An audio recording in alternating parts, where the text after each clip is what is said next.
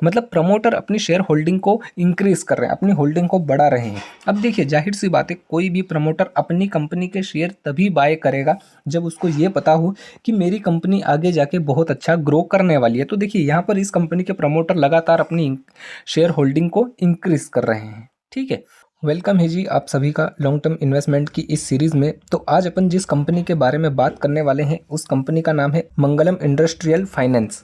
Complete analysis करेंगे आज की इस वीडियो में अपन इस कंपनी के बारे में कि अभी इस कंपनी के शेयर को खरीदने का सही समय है या नहीं है, और अगर आपने पहले से खरीद रखा है तो आप इसको लॉन्ग टर्म के लिए होल्ड कर सकते हो या नहीं। और हाँ, I am not a SEBI registration member. यह वीडियो मैं केवल एक एजुकेशन पर्पस के हिसाब से बना रहा हूँ। अगर आप कुछ भी इन्वेस्ट करते हो या इन्वेस्ट करने का सोच रहे हो तो एक बार अपने फाइनेंसर से जरूर डिस्कस कर लीजिएगा। अगर आप इंट्राडे ट्रेडिंग करते हो और इंट्राडे ट्रेडिंग में इंटरेस्टेड हो तो बायो में लिंक है मेरे इस टेलीग्राम चैनल का, आप इस चैनल को भी ज्वाइन कर सकते हो। यहाँ पर आपको एक प्लेलिस्ट दिखेगी जिसमें पूरा कंप्लीट ट्रेडिंग कोर्स आपको देखने को मिल जाएगा। इसी के साथ साथ आपको एवरीडे कुछ डेमो ट्रेड भी यहाँ पर देखने को मिल जाएगी। अब बात कर लेते हैं अपन इस कंपनी के बारे में कि इस कंपनी का बिजनेस क्या है। तो देखिए कंपनी एक फाइनेंस सेक्टर की कंपनी है। वहीं अगर हम इस कंपनी का मार्केट कैप देखें तो आप देख सकते हो 388 करोड़ का इसका मार्केट कैप है।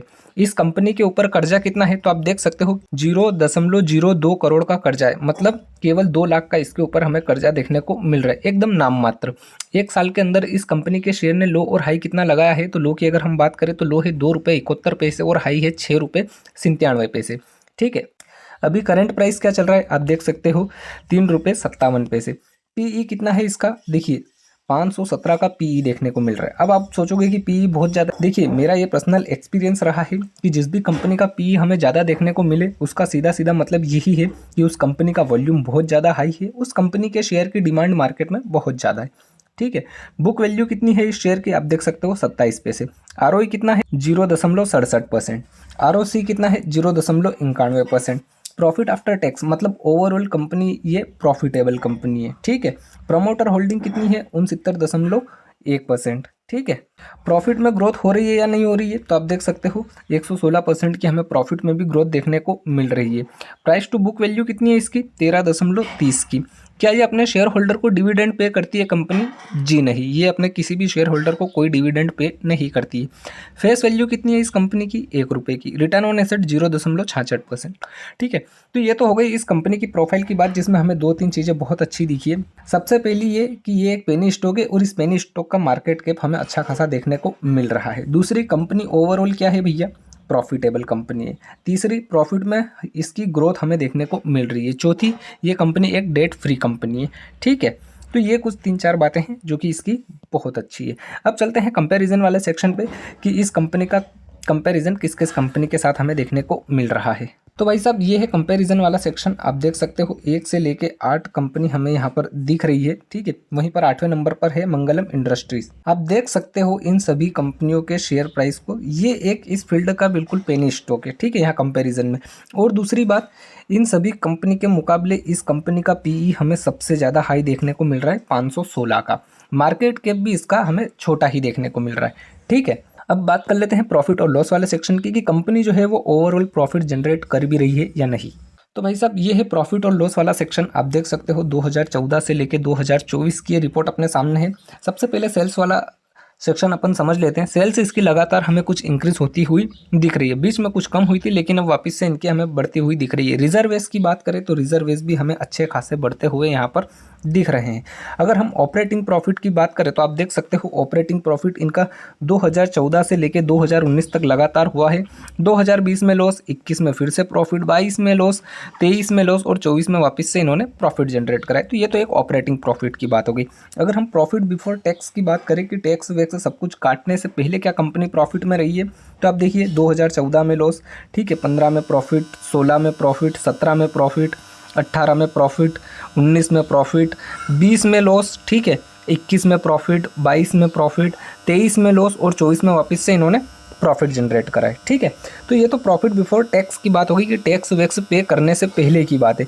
अगर हम नेट प्रॉफिट की बात करें कि टैक्स वैक्स सब कुछ काटने के बाद क्या कंपनी के हाथ में कुछ नेट प्रॉफिट आया भी है या नहीं, तो आप देख सकते हो ये है नेट प्रॉफिट वाला सेक्शन। यहाँ पर आप क्लियर देख सकते हो 2014 में लॉस, ठीक है, 15 में प्रॉफिट, 16 में प्रॉफिट, 17 में प्रॉफिट, 18 में प्रॉफिट, 19 में प्रॉफिट, उसके बाद इन्होंने 20 में लॉस फेस करा था। तो ये जो लॉस फेस वाले साल है ना, ये हमें कहीं ना कहीं चार्ट पर भी बखूबी देखने को मिलेंगे।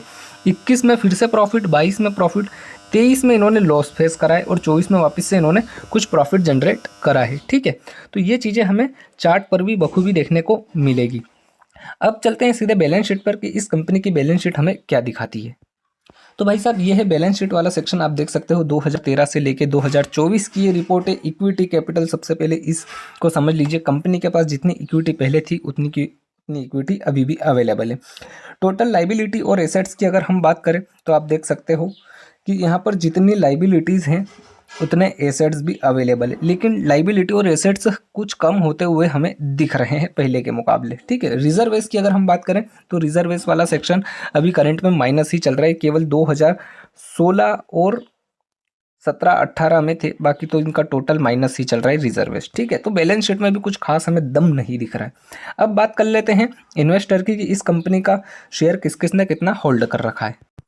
तो भाई साहब, ये है शेयर होल्डिंग वाला सेक्शन। आप देख सकते हो 2017 से लेके 2024 की ये रिपोर्ट है। सबसे पहले जो मेन बात आती है वो आती है प्रमोटर की। तो देखिए, प्रमोटर के पास 2017 में 26.54% शेयर थे।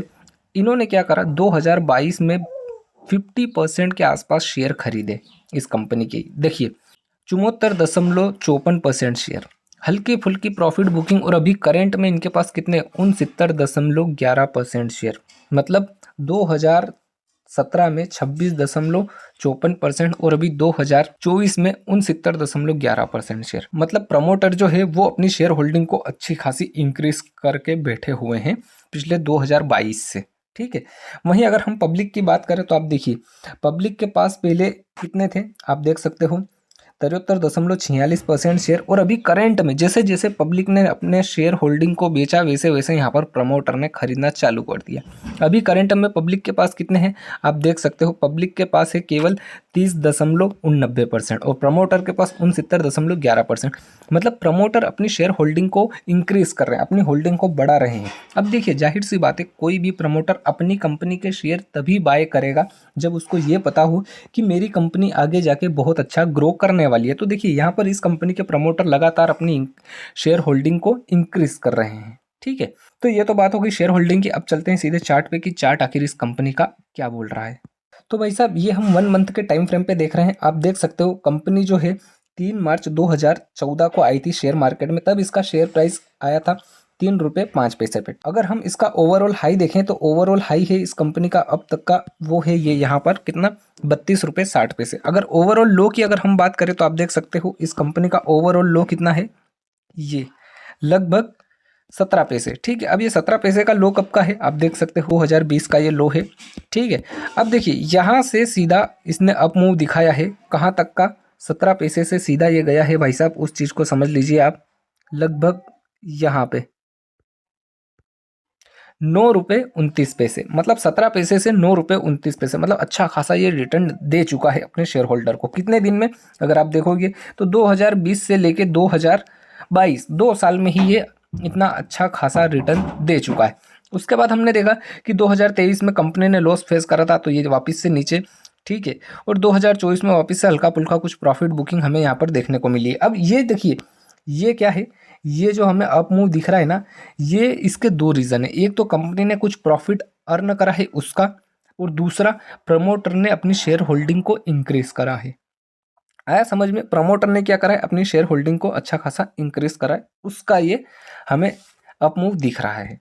ठीक है, अब देखिए, ये कंपनी जो है काफ़ी दिनों तक इसी रेंज में इसी तरीके से यहाँ पर कंसोलिडेशन कर रही है। फाइनेंस सेक्टर की कंपनी है। बाकी इस कंपनी में एक हलचल हुई है, वो हुई है ये कि इस कंपनी के जो प्रमोटर है वो अपनी कंपनी के शेयर को अब अच्छा खासा इंक्रीज कर रहे हैं अपनी शेयर होल्डिंग में। ठीक है, तो हो सकता है आगे जाके ये भी कुछ अच्छा अचीवमेंट दे। और अभी के लिए तो देखिए ऐसा है कि इसकी बैलेंस शीट है ना, और इसका प्रॉफिट और लॉस वाला सेक्शन अभी हमने देखा, और इसकी कंप्लीट प्रोफाइल देखिए, हमें ज़्यादा कुछ खास इसमें नज़र नहीं आ रहा है। ठीक है, आई होप आपको सारा कुछ इस कंपनी के बारे में समझ में आ चुका होगा। वीडियो को लाइक कीजिएगा, और हाँ, चैनल पर नए हो तो चैनल को भी सब्सक्राइब कर लीजिएगा। अगली वीडियो में किस कंपनी के ऊपर बनाऊं कमेंट करके जरूर बताइएगा। मिलते हैं अगली वीडियो में।